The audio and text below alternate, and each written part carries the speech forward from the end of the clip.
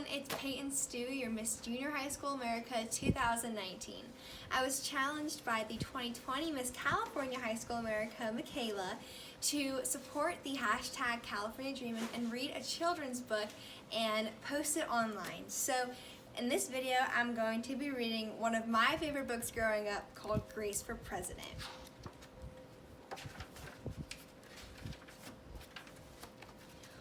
One Monday morning in September, Mrs. Barrington rolled out a big poster with all of the president's pictures on it.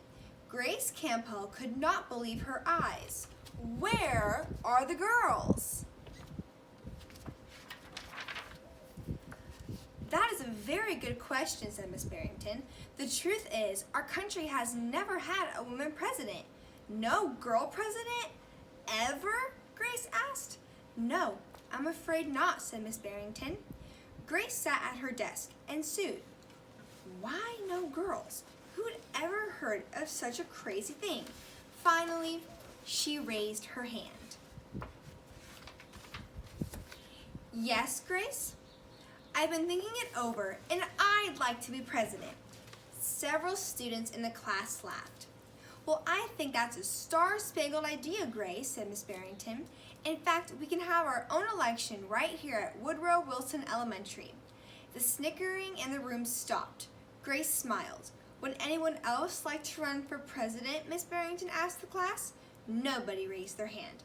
Becoming president was going to be easy, Grace thought. The next day, Miss Barrington made an announcement. In the name of democracy, I have invited Mr. Waller's class to join our election. Their class has nominated Thomas Cobb to be their presidential candidate. Grace's heart sank. Thomas was the school's spelling bee champion. His experiments always took blue ribbon at the science fair, and he was captain of the soccer team. Becoming president wasn't going to be so easy after all, Grace thought.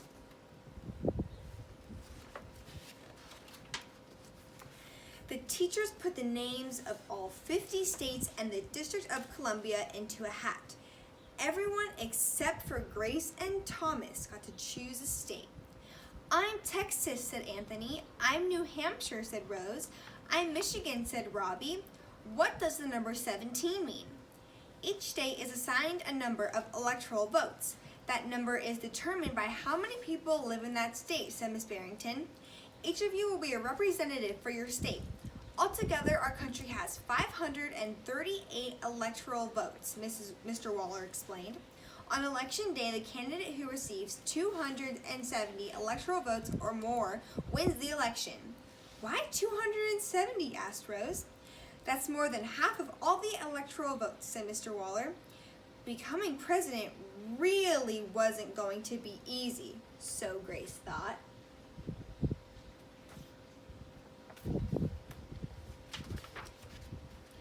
Grace came up with the campaign slogan, Make History, Vote Grace Campbell for President. Thomas came up with his own campaign slogan, Vote for Thomas Cobb, the best man for the job. Grace listened to what issues were more important to the students, and she made a list of campaign promises. A peaceful school, no bullies. A cleaner school, no littering. Better hot lunches, no more fish stick tacos. Thomas made up his own list of promises. Free tutoring, free soccer lessons, fish stick tacos every week. Grace made campaign posters and buttons. Thomas made posters and buttons too.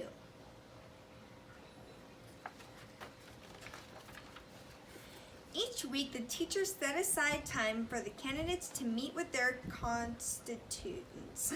Polls were taken, voters were making their choices.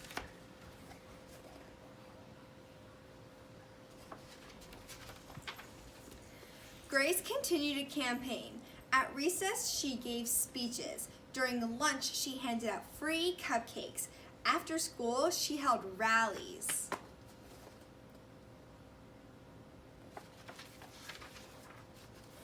Meanwhile, Thomas wasn't worried. He had cleverly calculated that the boys held slightly more electoral votes than the girls. At recess, Thomas studied his spelling words.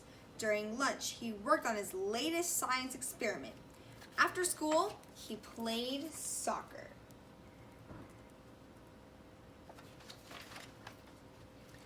Even before the election, Grace made good on her promises. She joined the safety squad. She organized a school beautification committee, and she volunteered her time in the school cafeteria.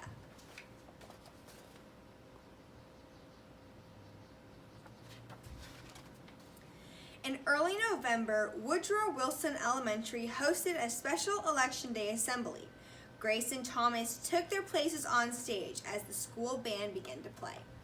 Henry was the first representative to approach the microphone. The Yellowhammer State of Alabama cast its 9 electoral votes for Thomas Cobb. Fletcher said, "The last frontier state of Alaska casts its 3 electoral votes for the best man for the job, Thomas Cobb." Hannah called out, "The Grand Canyon state of Arizona cast its 10 electoral votes for Grace Campbell." And so it went. State after state after state cast their electoral votes. The scoreboard in the gymnasium kept track of their totals.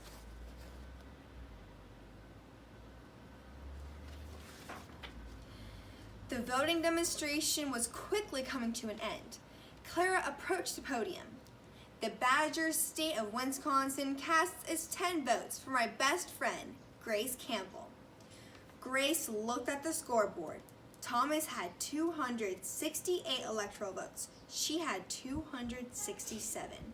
There was only one state still unaccounted for: Wyoming.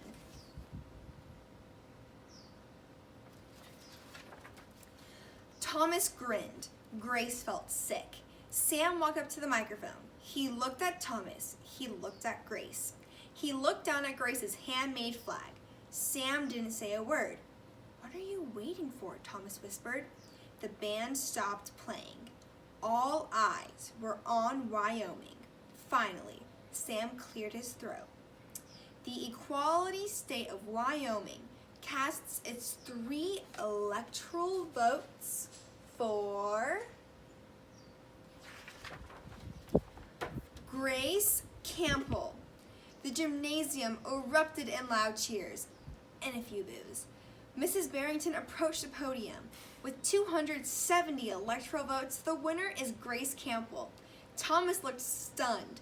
Grace hugged Sam. "Why did you do it?" she asked. Sam handed Grace his flag. "Because," he said, "I thought you were the best person for the job."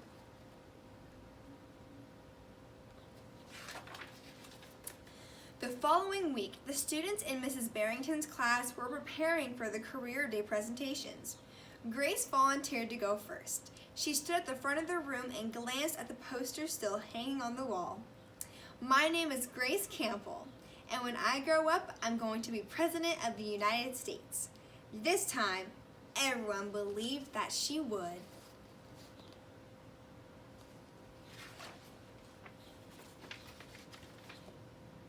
And she did.